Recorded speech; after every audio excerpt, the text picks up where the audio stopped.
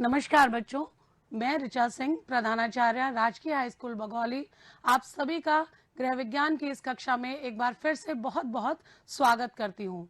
बच्चों, आज जिस विषय पर हम चर्चा करेंगे वह है गृह गणित भाग 2। पिछली कक्षा में हमने इसके भाग 1 के कुछ महत्वपूर्ण बिंदुओं पर चर्चा की थी। आज भाग 2 के जो चर्चा के विषय हैं उनको देख लेते हैं।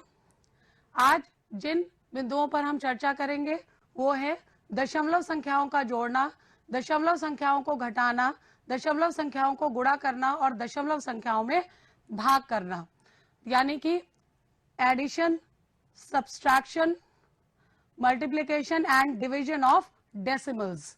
तो बच्चों, आज के इस पाठ में हम इन चारों अवधारणाओं को सीखेंगे, इस कॉन्सेप्ट को सीखेंगे। पिछली कक्षा में जिन बिंदुओं पर हमने चर्चा की थी वह थे गृह गणित की आवश्यकता तथा महत्व, गृह गणित का अर्थ भी समझा था, मापतौल की विभिन्न इकाइयों के बारे में जानकारी प्राप्त की थी, दशमलव या डेसिमल का कॉन्सेप्ट समझा था और अंकों का स्थानीय मान या प्लेस वैल्यूज के बारे में चर्चा की थी। आज हम इन चारों अवधारणाओं को, जो कि मैंने अभी बताया आपको, एडिशन, सब्सट्रैक्शन, मल्टीप्लिकेशन और डिवीजन के बारे में पढ़ेंगे। लेकिन उससे पहले मैं आज आपको इस पाठ को पढ़ाए जाने का उद्देश्य बताना चाहती हूँ।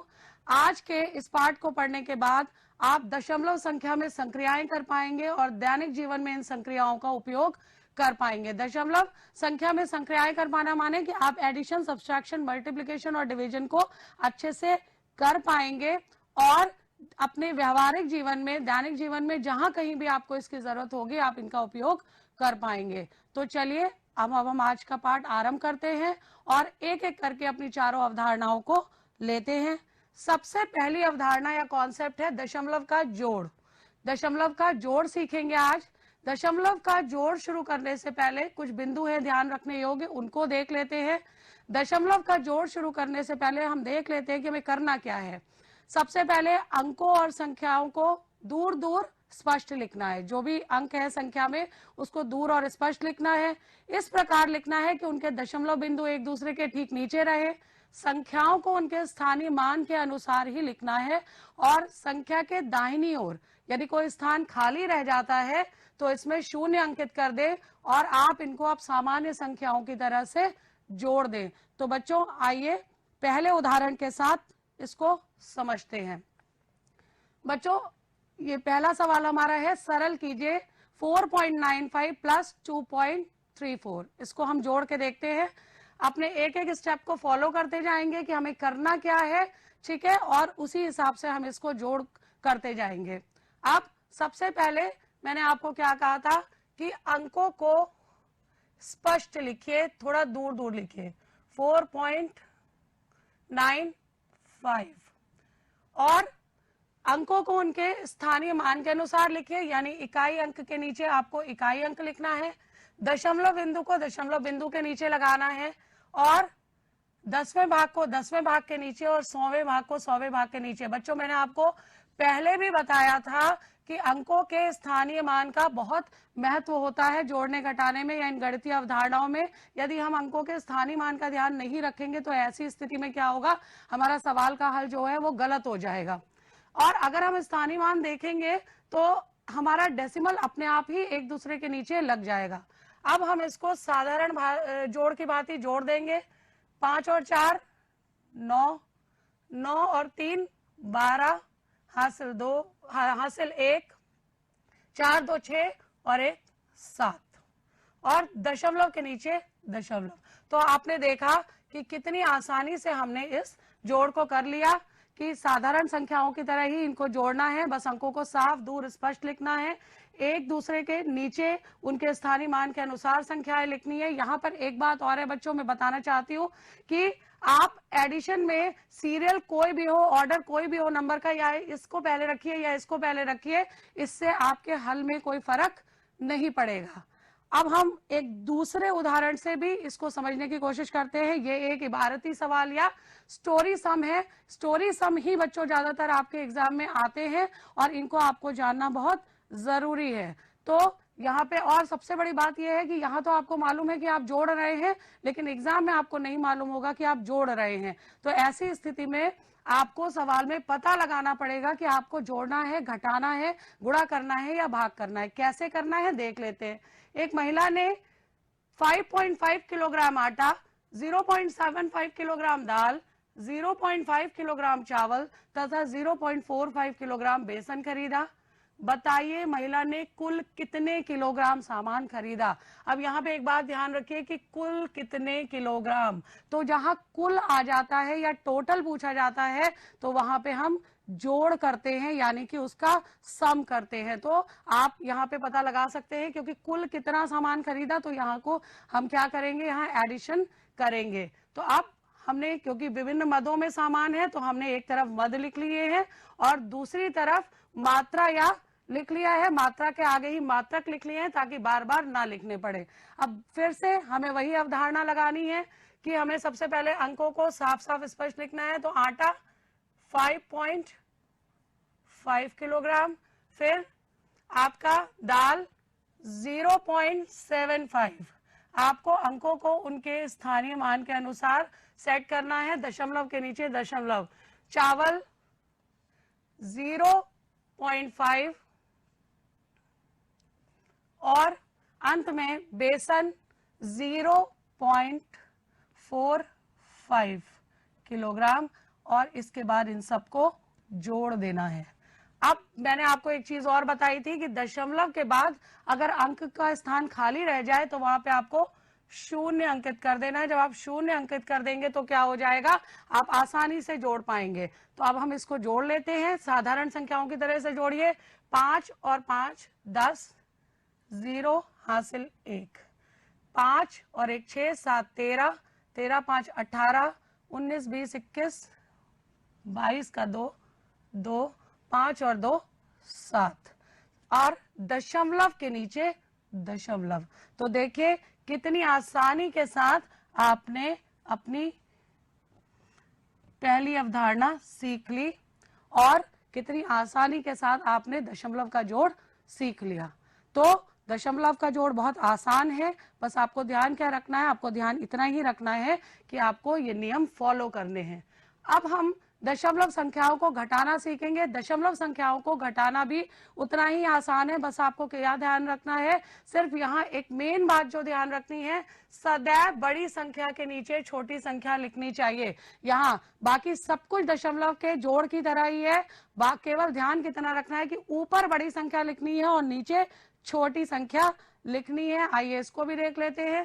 पहले एग्जाम्पल से घटाइए 230.75 में से 115.27, यानी 230.75 में से 115.27। यहाँ पे हमारी बड़ी संख्या 230 है, छोटी संख्या 115 है, तो ऊपर क्या लिखेंगे, हम बड़ी संख्या लिखेंगे 230.75। उसके बाद नीचे हम लिखेंगे 115। आप देख रहे हैं कि अंकों को उनके स्थानीय मान के अनुसार ही रखा जा रहा है। इकाई के नीचे इकाई, दहाई के नीचे दहाई, सैकड़ा के नीचे सैकड़ा, दशांश के नीचे दशांश और शतांश के नीचे शतांश। और उसके बाद इनको हमें माइनस करना है। अब यहाँ केवल करना कितना है, माइनस 5 से 7 नहीं जाएगा क्योंकि छोटी संख्या, तो 15 में से 7, एक यहाँ से ले लिया तो कितना बचा 8। अब यहाँ हो गया 6, 6 में से 2 गया तो 4, और उसके बाद अब ये 0 में से भी 5 नहीं जाएगा क्योंकि छोटा है, तो इससे ले लेगा 10, 10 में से 5 गया तो 5, और 2, 2 में से 1 गया तो 1, और 2 में से 1 गया 1, और दशमलव के नीचे दशमलव। तो देखिए बच्चों कि कितनी आसानी के साथ आपने दशमलव के नीचे दशमलव। तो बच्चों आपने देखा कि कितनी आसानी से हमारा उत्तर निकल गया। केवल आपको नियमों को ध्यान में रखना है। अब हम एक और उदाहरण ले लेते हैं। वो उदाहरण है इबारती सवाल का, क्योंकि इबारती सवाल ही एग्जाम में आते हैं, तो इसको सीखना आपके लिए बहुत जरूरी है। विनीता ने बाजार जाते समय अपने पर्स में रखे 500 रुपए। तो कितने रुपए रखे हैं, 500 रुपए, यानी कि विनीता के पास कुल धन कितना है, 500 रुपए। उसने बाजार से 315 रुपए 75 पैसे का कपड़ा खरीदा, यानी कपड़े का मूल्य कितना हो गया 315 रुपए 75 पैसे।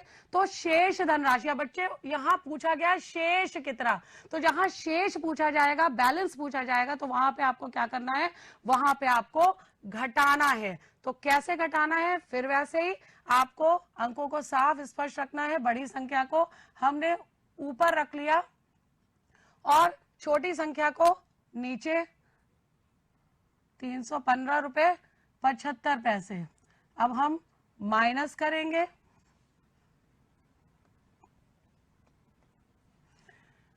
जीरो क्योंकि नहीं घटेगा, 5 नहीं घटा पाएगा, तो यहां से हम उधार लेना शुरू करेंगे। 5 को इसको दिया, इसको दिया, इसको दिया, और फिर यहाँ तो 10 में से 5 गया तो 5। अब यहाँ बचा 9, तो 9 में से 7 गया तो 2। अब यहाँ 9 में से 5 गया तो 4, यहाँ 9 में से 1 गया तो 8, और यहाँ 4 बच गया तो 4 में से 3 गया तो 1। दशमलव के नीचे दशमलव, यानी कि रुपए 184.25, यानी 184 रुपए 25 पैसे विनीता के पास कुल बचेंगे कपड़े का पैसा काटने के बाद। तो ये था दशमलव का घटाना। अब इसी तरह से हम अपनी अगली अवधारणाओं में आते हैं, दशमलव संख्याओं को गुणा करना। बच्चों, दशमलव संख्याओं को गुणा करते समय हम क्या देखेंगे, दशमलव संख्या को गुणा करते समय हम इसको साधारण संख्या की तरह गुणा करेंगे, दशमलव पर ध्यान नहीं देंगे। और गुणा करने के बाद गुणने व गुणांक, यानी जिसको गुणा कर रहे हैं और जिससे गुणा कर रहे हैं, इनके दशमलव अंकों की संख्या को काउंट कर लेंगे, और जो भी गुणनफल आएगा उतने ही अंक दाईं तरफ से गिनकर हम उतने अंकों के बाद दशमलव लगा देंगे। कैसे करना है, आइए इसको उदाहरण के माध्यम से देख लेते हैं। मान बताइए 2.25 मल्टीप्लाइड बाई 8.53। तो यहाँ पे भी आप सीरियल कोई भी रख सकते हैं, ऑर्डर कोई भी रख सकते हैं एडिशन की तरह। इसको इससे गुणा कीजिए, चाहे इसको इससे गुणा कीजिए, आंसर विल बी सेम। आपका आंसर वही आएगा, जो है उसमें परिवर्तन नहीं होगा। तो यहाँ आपको घबराना नहीं है, आप सीरियल को चेंज भी कर सकते हैं, ना करें तो अच्छा है, मगर कर भी सकते हैं। सबसे पहले 2.25 8.53, इसको हमें क्या करना है, साधारण संख्याओं की तरह से गुणा करना है, दशमलव के बारे में नहीं सोचना है। 3 पंजे 15, फिर 1, 3 दूनी 6 और 1 7, और 3 दूनी 6। अब हमें क्या करना है, क्योंकि हम दूसरे प्लेस पे है तो पहले प्लेस पे हमें क्रॉस कर देना है या 0 लगा देना है।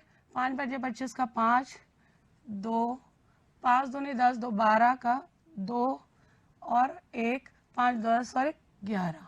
ठीक है, अब क्या करना है, 8 से, चूंकि ये तीसरे स्थान पे है तो अब हमें पहले 2 स्थानों को क्रॉस कर देना है।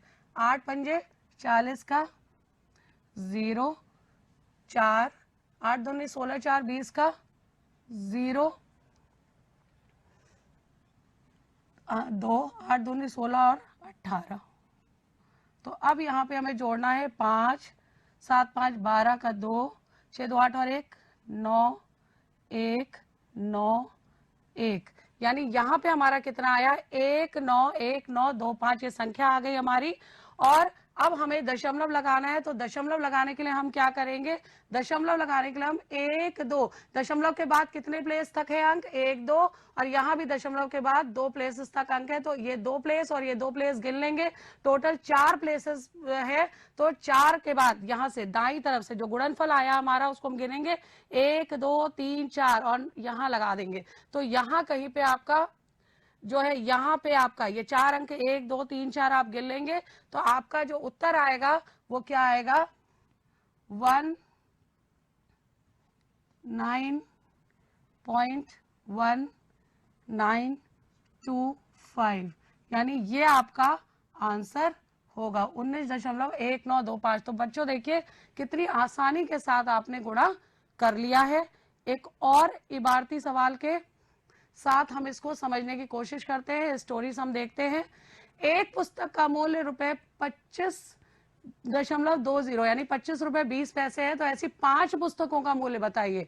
तो जब एक का पूछा है और ज्यादा का निकालना, मल्टीप्लीकेशन माने रिपीटेड एडिशन, बार बार ऐड करने की जगह हम मल्टीप्लाई करते हैं, तो यानी कि संख्या बढ़ती है। तो जब एक का मूल्य दिया है और ज्यादा का मूल्य पूछा है तो ऐसी स्थिति में हम क्या करेंगे, गुणा करेंगे। तो जब हम एक पुस्तक के मूल्य को 5 पुस्तकों से गुणा कर देंगे तो फिर हमारा आंसर आ जाएगा, 5 पुस्तकों का मूल्य आ जाएगा। अब यहाँ पे हम 25.20 को मल्टीप्लाई कर देते हैं किससे, 5 से। ठीक है, तो अब हम 5 0 0, 5 2 10 का 0, 5 5 25 और 6 और 5 2 10 और 2 12। अब फिर वही करना है, दशमलव, क्योंकि नीचे वाली संख्या पूर्णांक है तो दशमलव के बाद के स्थान देख लेने हैं जो आपका, जिस पर आप गुणा कर रहे हो, जिस संख्या को गुणा कर रहे हो। दशमलव के बाद 2 स्थान है, 2 अंक है, तो फिर ये 1 और 2, यहां से दाई तरफ से 1 और 2 यहाँ पे बिंदु हम लगा देंगे। तो ये आ गया हमारा ₹126, यानी 5 पुस्तकों का मूल्य कितना होगा। यदि एक पुस्तक का मूल्य आपका कितना है, एक पुस्तक का मूल्य आपका 25 रुपए 20 पैसे है, तो 5 पुस्तकों का मूल्य 126 रुपीज होगा। तो बच्चों आपने देखा कि चाहे दशमलव का जोड़ हो, घटाना हो, गुणा हो, भाग हो, ये बहुत ही आसान होता है। अब हम भाग देखते हैं, ये चौथा और आखिरी कॉन्सेप्ट है हमारा, इसको भी समझ लेते हैं। सामान्य संख्याओं के समान भाग की क्रिया को हम आरंभ करेंगे। भागफल प्रायः दशमलव के 1, 2 अथवा 3 अंकों तक ज्ञात किया जाता है। यदि भाजक दशमलव संख्या है तो भाज में 10, 100 या 1000 से गुणा करके इसे पूर्णांक बना लेते हैं। यदि भाजक क्या होता है, भाजक माने डिवाइजर, जिससे हम डिवाइड कर रहे हैं, जिससे हम भाग दे रहे हैं। और भाज्य क्या है, भाज्य डिविडेंड, यानी जिसको भाग देना है उसको हम 10, 100 या 1000 से गुणा करके इसे पूर्णांक बना लेते हैं। और यदि दोनों में ही दशमलव है तो दोनों को ही हम गुणा कर लेते हैं। तो इसको हम उदाहरण से समझेंगे। अब यहाँ भी बच्चों विशेष ध्यान देने वाली बात है, क्योंकि ये रिपीटेड सब्सट्रैक्शन है और यहाँ पे भी आप सब्सट्रैक्शन की तरह ऑर्डर को चेंज नहीं कर सकते। भाज्य को भाज्य की ही जगह रखेंगे और भाजक को भाजक की ही जगह हम रखेंगे। अब हम सबसे पहले हमने क्या कहा था कि सबसे पहले हमको क्या करना है कि इन दोनों को पूर्णांक बनाना है। तो पूर्णांक बनाने के लिए हम क्या करेंगे, पूर्णांक बनाने के लिए हम इनको भिन्न के रूप में रख लेंगे। 6, 7, 4, 5, जिस संख्या को भाग देना है, जिसमें भाग देना है उसको हम ऊपर अंश में या न्यूमरेटर में रखेंगे और जिस संख्या से भाग देना है उसको हम हर में या डिनोमिनेटर में रखेंगे। अब दूसरी बात हमने कही थी कि इसका दशमलव हटाना है, इसको पूर्णांक बनाना है। दशमलव हटाने के लिए अगर हमें इसका दशमलव हटाना है तो यहाँ से दशमलव हटाया और क्या किया, नीचे 1, दशमलव की जगह 1 और दशमलव के बाद कितने स्थान है, 1, 2, 3, तो 3 0 बढ़ा दिए। अब उसी तरह से इसका दशमलव हटाने के लिए गुणे दशमलव की जगह 1 और 1, 2, 3, 3 0 ऊपर बढ़ा दिए।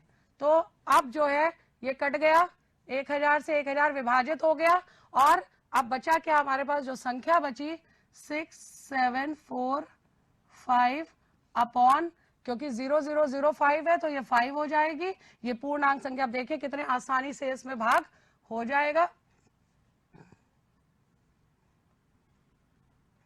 बच्चों आप भागफल को चाहे ऊपर लिख ले चाहे यहाँ पे लिख ले, उससे कोई फर्क नहीं पड़ेगा। 6, 7, 4 और 5। अब क्या करेंगे, हम इसको 5 से भाग दे देंगे। साधारण भाग है, आराम से दे सकते हैं। 5 एकम 5, 6 में से 5 गया 1, उतरा 7, 5 तिया 15, 7 में से 5 गया 2, उतरा 4, 5 चक्को 20, उतरा ये 4 और ये 0, उतरा 5, 5 नम 45। तो बच्चों देखिए कि कितनी आसानी से हमने संख्याओं को पूर्णांक संख्या बना के ये आंसर निकाल लिया। ये भागफल जो है जिसको क्वोशिएंट आप कह रहे हैं, यही आपका आंसर होगा। ठीक है, तो क्या करना है, कुछ नहीं करना है, आपको केवल पूर्णांक संख्याएं बना लेनी है। पूर्णांक संख्या बना के इसको साधारण भाग की तरह से भाग दे देना है। आइए एक और इबारती सवाल देख लेते हैं भाग से संबंधित। यहाँ पर क्योंकि भाग के सवाल, इबारती सवालों को स्टोरी सम को करना बहुत आवश्यक है। आते एग्जाम में ज्यादातर स्टोरी सम्स ही हैं और इनको समझना जरूरी है कि एक्चुअली यहाँ होना क्या है। अब यहाँ देखते हैं, 1 दर्जन संतरों का भाव रुपए 60.60 यानी 60 रुपए 60 पैसे है। ठीक है, तो एक दर्जन से कंफ्यूज नहीं होना है बच्चों। आपने पहले भी दर्जन में निकाला है, तो 1 दर्जन यानी कि 12 संतरे, यहाँ पे 12 संतरों का मूल्य दिया हुआ है और आपको निकालना कितने का है, 1 संतरे का मूल्य।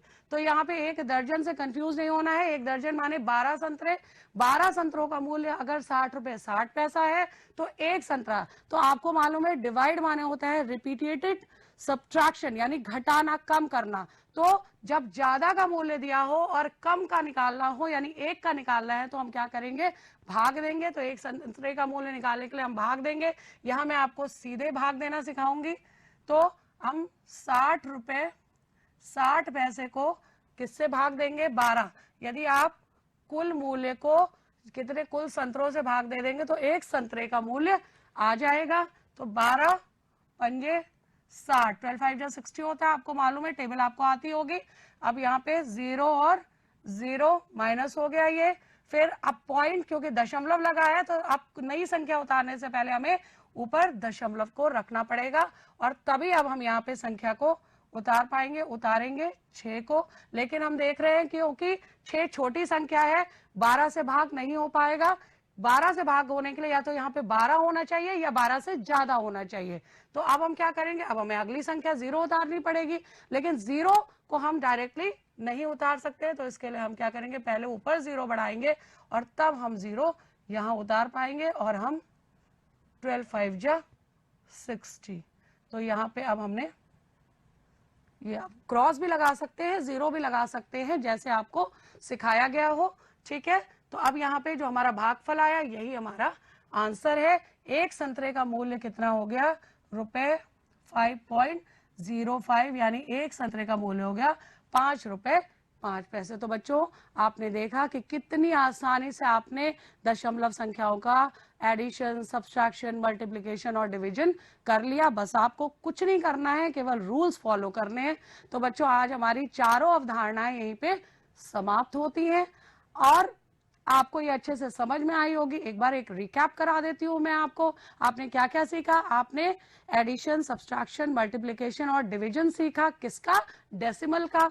क्या ध्यान दिया, संख्याओं को या अंकों को दूर दूर स्पष्ट लिखना है, उनके स्थानीय मान के अनुसार लिखना है, दशमलव के नीचे दशमलव लिखना है और उनको जोड़ देना है या घटा देना है और साधारण संख्याओं की तरह उन्हें जोड़ना घटाना है और दशमलव को दशमलव के नीचे रख देना है। गुणा करते समय हमें क्या करना है, गुणा करते समय हमें बस ये साधारण संख्याओं की तरह गुणा कीजिए, डेसिमल के बाद के अंक गिन लीजिए, दोनों में, गुणने में भी और गुणांक में भी। ठीक है, मल्टीप्लिकेंड में भी, मल्टीप्लायर में भी, और दोनों को गिन के कुल जितने भी अंकों तक है दशमलव, उसके बाद गुणनफल या जो रिजल्ट आता है उसके बाद उसमें दाएं ओर से 4 अंक गिन के आप दशमलव लगा देंगे। भाग में क्या करना है, भाग में भाज्य और भाजक दोनों को ही, डिविडेंड और डिवाइजर दोनों को ही पहले पूर्णांक बना लेना है। कैसे बनाना है मैंने बताया, और उसके बाद उनको जो है पूर्णांक बना के साधारण भाग की सहायता से उसको हल कर लेना है। तो बच्चों अब आज के पढ़ाए गए पाठ के अनुसार मैंने आपको कुछ गृह कार्य दिया है जिसको आपको करना है। इसको देख लेते हैं। पहला प्रश्न है, 1 पैकेट चाय का मूल्य रुपए 30, 1 किलोग्राम चीनी का मूल्य रुपए 37.05 या 37.05 और 1 पैकेट दूध का मूल्य रुपए 49.50 यानी कि 49 रुपए 50 पैसे है। तो 1 पैकेट चाय, 1 किलो चीनी और 1 पैकेट दूध का कुल मूल्य क्या होगा। बच्चों यहाँ पे आपको ध्यान देना है कि आपको कुल मूल्य, मैंने आपको बताया था जहां कुल निकालना होता है वहां हम क्या करते हैं, टोटल निकालना होता है तो हम वहां पे योग करते हैं। तो योग करने के लिए क्या करना पड़ता है, ऐड करना पड़ता है, जोड़ना पड़ता है ना। तो यहाँ क्या होगा, मैंने आपको हिंट दे दी है। अब अगला सवाल, सीताराम के पास रुपए 984 थे, उसने रुपए 325.50 अपने छोटे भाई को दे दिए, उसके पास कितने रुपए बचे। तो कितने रुपए बचे, यहाँ पे आपको शेष निकालना है कि बचा हुआ धन। तो मैंने कहा था शेष बैलेंस निकालने के लिए आपको क्या करना पड़ता है, घटाना पड़ता है। तो इस सवाल में आप क्या करेंगे, घटाएंगे। अब अगले सवाल में आते हैं। 1 लीटर दूध का मूल्य ₹32.50 है, यानी ₹32.50 है। तो 5.5 लीटर दूध का मूल्य कितना होगा? 5.5 लीटर यानी 1 का दिया हुआ है, ज्यादा का निकालना है। जब ज्यादा का निकालना होता है तो हम क्या करते हैं, ज्यादा निकालने के लिए हम या तो ऐड करते हैं या मल्टीप्लाई करते हैं, लेकिन हम बार बार ऐड नहीं कर सकते। मैंने बताया आपको कि बड़ी बड़ी संख्याओं को बार बार ऐड नहीं कर सकते, तो हम यहाँ क्या करेंगे, यहाँ पे हम मल्टीप्लाई करेंगे। तो जब आप दूध के मूल्य से अगर आप दूध की क्वांटिटी को मल्टीप्लाई कर देंगे या गुणा कर देंगे तो बड़ी आसानी से आपका यह आंसर निकल जाएगा। इसके अतिरिक्त अंतिम है, 1 दर्जन केलों का मूल्य ₹104.75 है। तो 1 केले का मूल्य, 1 दर्जन, अभी मैंने आपको बताया दर्जन माने क्या होता है, 12, 1 दर्जन में 12, तो 12 किलो का मूल्य पूछा है यहाँ पे, तो कंफ्यूज मत होइएगा। 12 किलो का मूल्य ₹104.75 है। और कम का पूछा है, कम का बताने के लिए क्या करते हैं ये भी आपको पता है। कम करने के लिए या तो हम घटाते हैं या हम डिवाइड करते हैं। तो बार बार नहीं घटाई जा सकती है जब कोई चीज, तो ही हम डिवीजन का इस्तेमाल करते हैं, प्रयोग करते हैं, इसीलिए तो डिवीजन सीखते हैं। तो यहाँ पर हम 1 दर्जन केलों का मूल्य निकालने के लिए क्या करेंगे, हम 104.75 यानी जो मूल्य है, कुल मूल्य है, उसको कुल केलों से भाग दे देंगे, डिवाइड कर देंगे। तो फिर हमारा जो है वो क्या आ जाएगा, वो हमारा 1 केले का मूल्य आ जाएगा। तो बच्चों इन सवालों को आप बहुत आसानी के साथ कर सकते हैं। इसके अतिरिक्त बहुत सारे और अभ्यास के सवाल आपकी पुस्तक में मिलेंगे, उनको भी आप खूब प्रैक्टिस कीजिए। आज पढ़ाए गए पाठ के आधार पर इनको कर सकते हैं, अपने ऑनलाइन शिक्षकों की मदद ले सकते हैं इसको पूरा करने के लिए।